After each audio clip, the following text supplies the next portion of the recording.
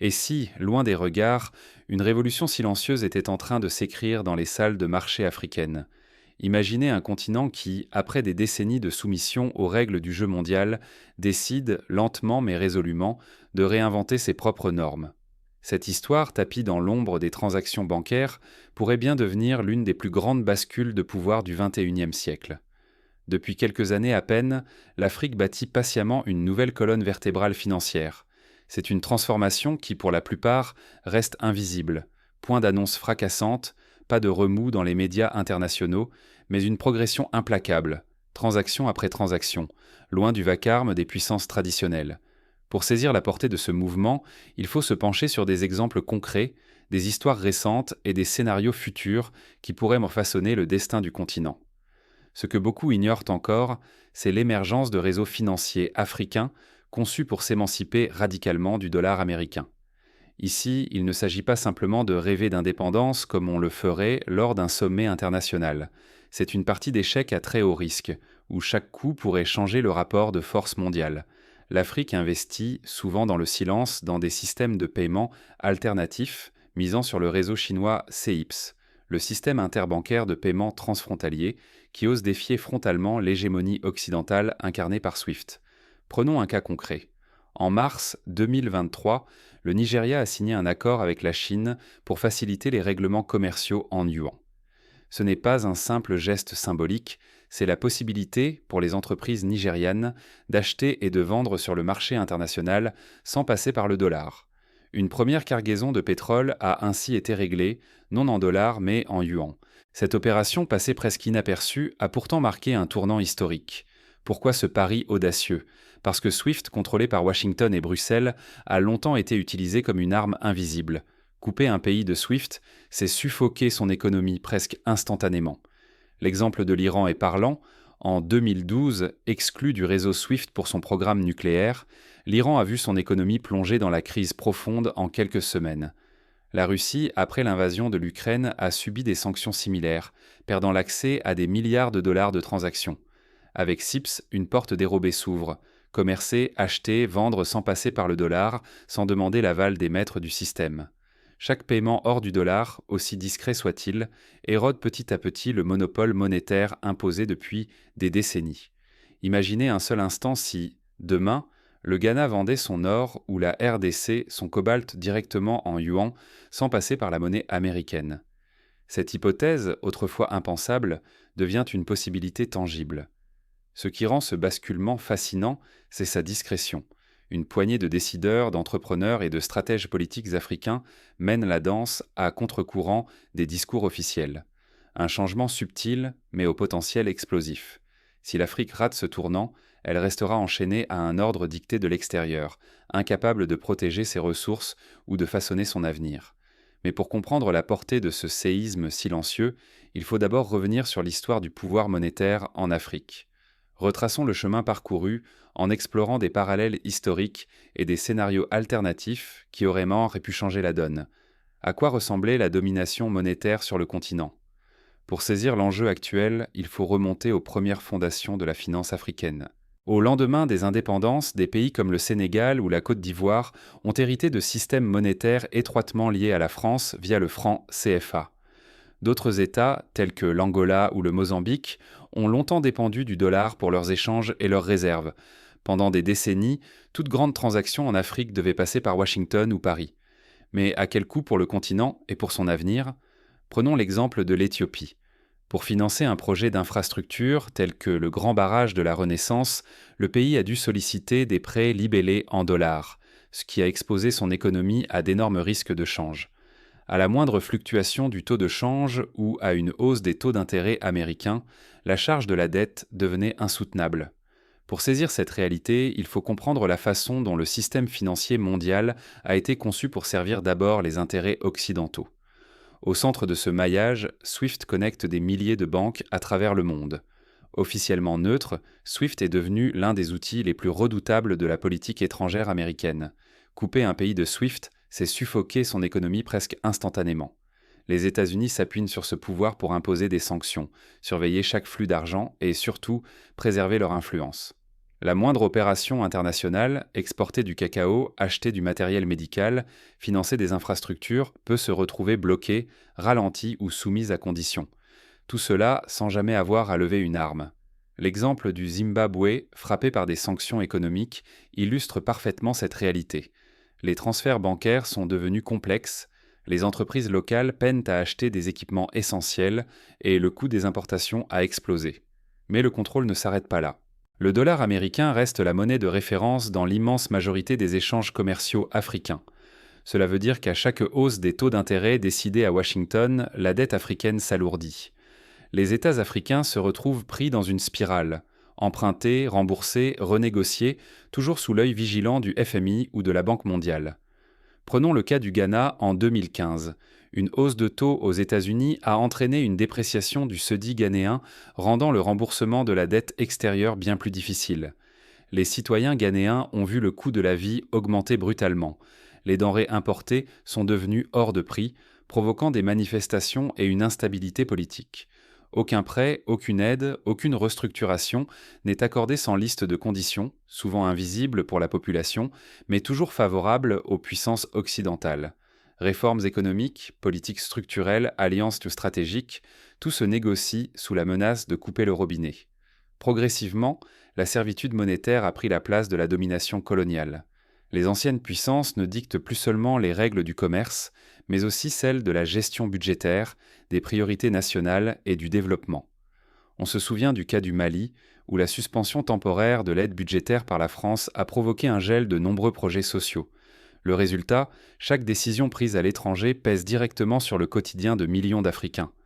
Tant que ce système perdure, chaque hausse des taux américains rend le service de la dette plus lourd, chaque transfert transfrontalier est surveillé, approuvé ou rejeté selon les intérêts de quelques capitales occidentales. Cette situation n'est pas une fatalité. Mais continuer sur cette route, c'est accepter que l'Afrique demeure prisonnière d'un ordre monétaire qui ne sert pas ses intérêts. C'est renoncer à la maîtrise de ses ressources, à la souveraineté économique et finalement à son propre destin. Pourtant, aujourd'hui, un vent de changement souffle sur le continent. À l'Est, des alternatives sérieuses émergent, prêtes à remettre en cause le monopole du système occidental. L'exemple de la Russie, après son exclusion partielle du système SWIFT, montre qu'il est possible de développer des alternatives. Moscou a créé son propre réseau, le SPFS, qui a permis de maintenir certains échanges. L'Afrique s'en inspire pour bâtir ses propres solutions. De nouveaux réseaux de paiement, portés par la Chine, s'invitent dans le paysage. Ces alternatives pourraient donc bouleverser l'équilibre du pouvoir financier mondial, mais à quelles conditions pour l'Afrique ? L'histoire regorge de tentatives avortées. Dans les années 90, la tentative de créer une monnaie commune en Afrique de l'Ouest a échoué faute d'accord politique. Aujourd'hui, la technologie offre de nouvelles armes. Et si l'Afrique n'avait plus jamais à passer par le dollar pour vendre son or ou financer ses routes ? Imaginez, une cargaison de cacao ou de lithium payée non en dollars venus de Washington, mais en yuan venus de Pékin. Ce scénario n'est plus une fiction. C'est la réalité que propose le CIPS, le système chinois de paiement interbancaire transfrontalier. Concrètement, CIPS permet aux banques et entreprises africaines de régler leurs échanges directement en yuan. Plus besoin de SWIFT, ce réseau contrôlé par l'Occident, ni d'obéir aux règles du dollar. Pour beaucoup de dirigeants africains, c'est une bouffée d'oxygène. La promesse d'en finir avec une dépendance subie depuis des décennies. La Chine propose une offre irrésistible. Routes, ponts, électricité solaire, trains à grande vitesse, financement rapide et transfert de savoir-faire. Sans conditions politiques explicites, ni ingérence affichée.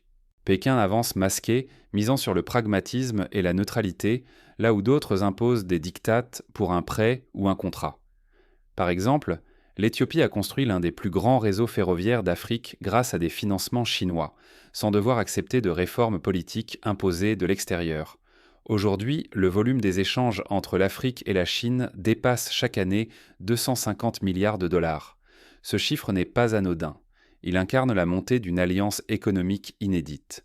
Une alliance qui se construit discrètement, pays après pays, accord après accord.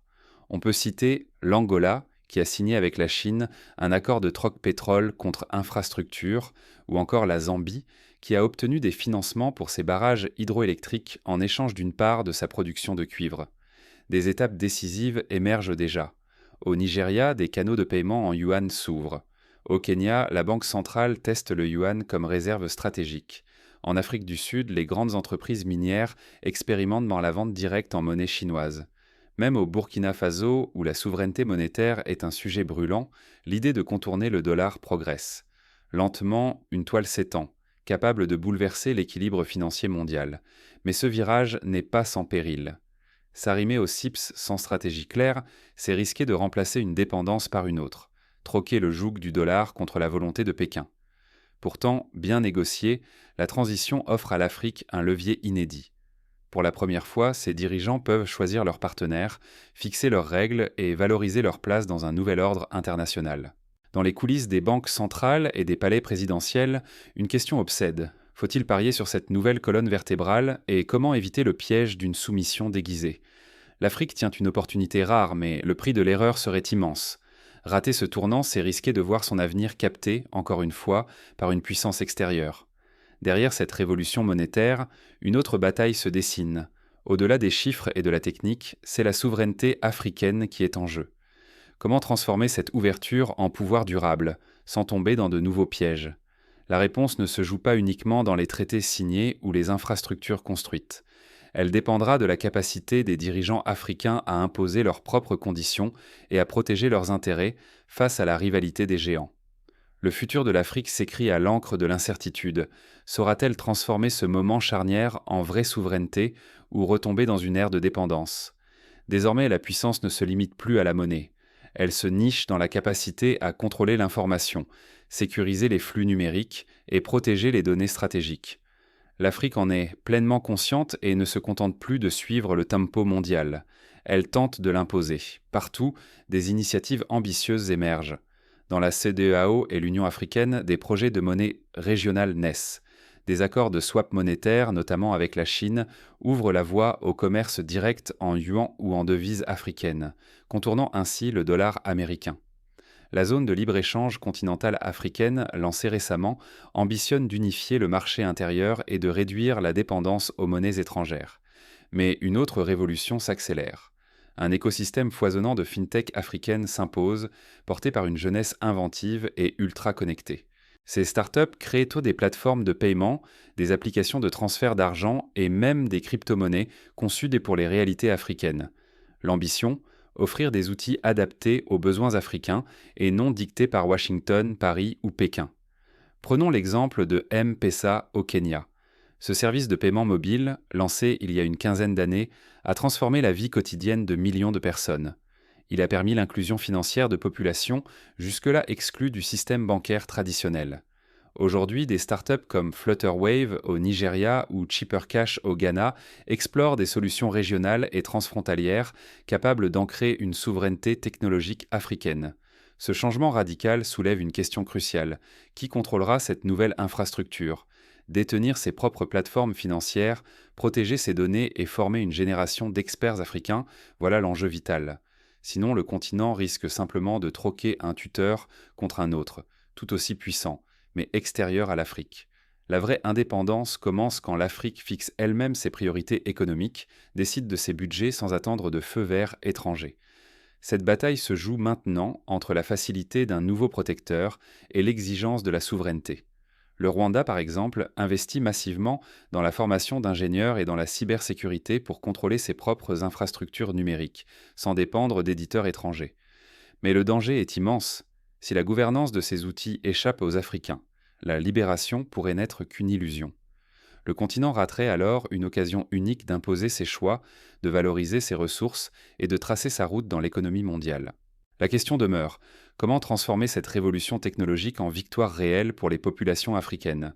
Comment faire en sorte que l'autoroute financière ne serve pas uniquement à accélérer le passage d'intérêts étrangers, laissant l'Afrique spectatrice de son propre destin? Pour répondre à ces défis, il faut examiner les leviers concrets dont disposent les États africains. À quelles conditions la souveraineté financière peut-elle devenir une réalité et non un simple slogan? La conquête de la souveraineté monétaire ne s'improvise pas. Elle s'élabore méthodiquement au sein des banques, des startups et des gouvernements africains. Il convient de s'inspirer de modèles asiatiques, comme celui de Singapour, qui a construit son indépendance financière sur la formation, l'innovation et une gouvernance rigoureuse. Aujourd'hui, l'Afrique détient une chance historique de se libérer de la dépendance. Mais pour transformer cette ambition en réalité, elle doit façonner ses propres écosystèmes fintech capables de négocier avec les réseaux mondiaux sans s'y diluer. Cela implique d'investir massivement dans des plateformes financières africaines, d'encourager les entrepreneurs à concevoir des solutions adaptées aux besoins locaux et de bâtir des infrastructures numériques résilientes et souveraines. La transparence doit devenir la règle. Sans un contrôle rigoureux et une lutte déterminée contre la corruption interne, la liberté financière ne profiterait qu'à une minorité, laissant la majorité en marge. Il est donc vital d'établir des mécanismes de gouvernance ouverts, accessibles et vérifiables, afin que chaque citoyen puisse évaluer l'impact de ces nouveaux instruments sur sa vie quotidienne. Le Botswana, reconnu pour sa gestion exemplaire des revenus miniers, pourrait servir de modèle. La transparence budgétaire et la participation citoyenne y ont permis une meilleure redistribution des richesses. Former une génération d'experts africains en finances numériques est crucial. Universités, centres de formation et entreprises doivent unir leurs forces pour transmettre les compétences nécessaires à l'innovation, à la sécurisation des données et à la négociation avec les géants mondiaux. Plus qu'une maîtrise technique, il s'agit d'ériger une vision partagée de l'autonomie, portée par des talents locaux et une confiance renouvelée dans l'expertise africaine. Mais rechercher l'autonomie ne signifie pas s'isoler. Pour construire une véritable puissance financière, l'Afrique devra cultiver la résilience, utiliser les alternatives monétaires non pour se couper du monde, mais pour s'asseoir à la table des négociations sans redouter le chantage économique. L'enjeu est de choisir ses partenaires, diversifier ses alliés et ne plus subir les crises extérieures comme des fatalités. L'histoire du Brésil, qui a réussi à réduire sa dépendance au dollar tout en diversifiant ses alliances commerciales, offre un enseignement précieux à ce sujet. La discipline et l'intégrité constituent les clés de ce succès. Faute de ces vertus, une nouvelle élite pourrait accaparer la manne financière et répéter les erreurs du passé, capturant à son profit les avancées de l'indépendance monétaire. L'histoire a déjà montré qu'une révolution technologique sans réforme culturelle profonde ne fait que déplacer le pouvoir, sans jamais libérer la majorité. La crise de la dette en Argentine, dans les années 2000, malgré des tentatives de dédollarisation, rappelle que la gouvernance reste la pierre angulaire de toute souveraineté réelle. Prenons un scénario prospectif. Imaginons qu'à l'horizon 2030, une dizaine de pays africains disposent de leur propre plateforme d'échange numérique interopérable, connectées aux réseaux mondiaux mais sous contrôle africain. Les transactions intra-africaines se font alors en monnaie locale ou régionale, limitant l'exposition au dollar et à ses fluctuations. Les entreprises africaines, grandes et petites, accèdent à des financements sans conditions politiques, tout en garantissant la traçabilité des flux et la sécurité des données. Au fond, cette dynamique soulève une question cruciale. L'avenir seul pourra y répondre. L'Afrique est désormais à un tournant. Chaque décision compte, chaque choix aura des répercussions durables. Le monde observe, prêt à ajuster ses alliances selon la voie qu'elle prendra. L'Afrique détient enfin les cartes en main. Cette fois, saura-t-elle jouer pour elle-même? À chaque paiement échappant à l'emprise du dollar, le continent gagne en pouvoir. Mais le moindre faux pas, chaque système adopté sans discernement, pourrait refermer la porte sur sa souveraineté naissante. Ce moment est unique. Pour la première fois depuis des générations, l'Afrique peut tracer sa propre trajectoire financière. Sa colonne vertébrale numérique, façonnée par la technologie, n'est pas qu'un enchevêtrement de codes. C'est une promesse d'indépendance, une voie retrouvée dans la salle où s'écrivent les règles du jeu. Mais remplacer une domination monétaire par une autre ne suffit pas. Construire sa souveraineté, c'est cultiver une vigilance collective. Il faut que chaque innovation, chaque connexion, chaque nouveau partenariat serve avant tout les intérêts africains, et non ceux venus d'ailleurs. La tentation grandira de s'appuyer sur les infrastructures chinoises, d'emprunter les rails technologiques déjà posés, de profiter de la fluidité nouvelle. Pourtant, posséder les outils ne garantit rien.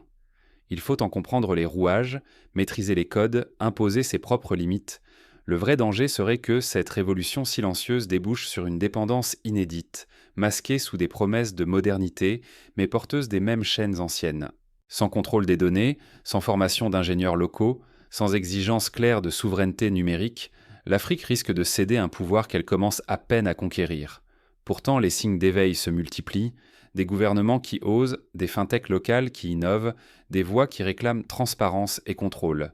Ces efforts, souvent discrets, décideront si ce mouvement sera éphémère ou deviendra une force historique. Alors, quelle route choisir? celle de la vigilance stratégique, du dialogue régional, du développement des compétences internes, ou bien celle de la facilité, laissant d'autres écrire l'histoire à sa place. Ce choix appartient à l'Afrique, mais il engage toute une génération. Il exige coopération, débat ouvert et lucidité sur ce que signifie prospérer dans un monde multipolaire. Car cette bataille silencieuse pour la souveraineté monétaire n'est pas qu'une affaire de devises, c'est le droit, enfin, de décider ce que l'Afrique veut devenir. Et tout commence maintenant.